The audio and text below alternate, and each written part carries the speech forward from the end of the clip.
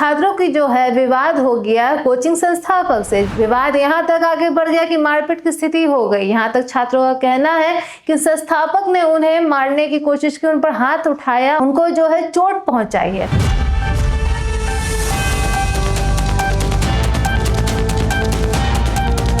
नमस्कार, मैं सुरभि मानसी और आपने देखना शुरू कर दिया एकदम कड़क। तो बिहार की राजधानी पटना से ही चौंकाने वाली खबर सामने आ रही है, जहां पटना के पोश इलाके बोरिंग रोड में ये हड़कंप मच गया। जी हाँ, ये हड़कंप इसलिए हुआ क्योंकि छात्रों की जो है विवाद हो गया कोचिंग संस्थापक से। जी हाँ, ये जो भिड़ंत हुई है, ये जो हड़कंप मची है, ये इस कारण से मची है कि छात्र जो थे वो अपना जो फीस है वो पे कर चुके थे और मोटी मोटी फीस पे की थी। जैसा कि आप जानते हैं कि यहाँ पर स्टडी का जो सिस्टम है उसमें कितने पैसे खर्च हो जाते हैं। बच्चे अपनी पढ़ाई के लिए, नीट जी क्रैक करने के लिए, लॉ के लिए, हर तरह की पढ़ाई के लिए, चाहे वो सरकारी नौकरी की तैयारी करनी हो या डॉक्टर की या फिर नीट जी की, उस सभी तैयारियों के लिए कॉलेज तो करते ही हैं, साथ साथ ऑनलाइन ऑफलाइन क्लासेस भी लेते हैं।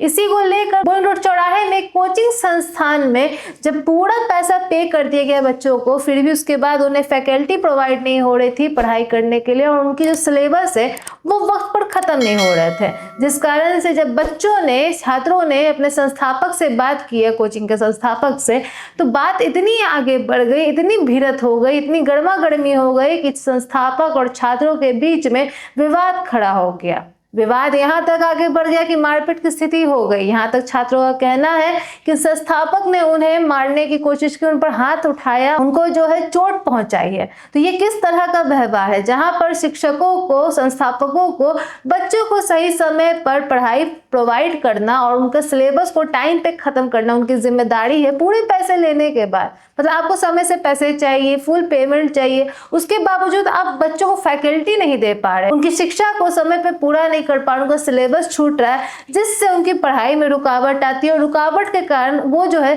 जी, नीट और जैसे सरकारी एग्जाम जितने भी हैं उसको करने में सक्षम नहीं हो पाते हैं, जिनसे उनका कॉन्फिडेंस लो होता है।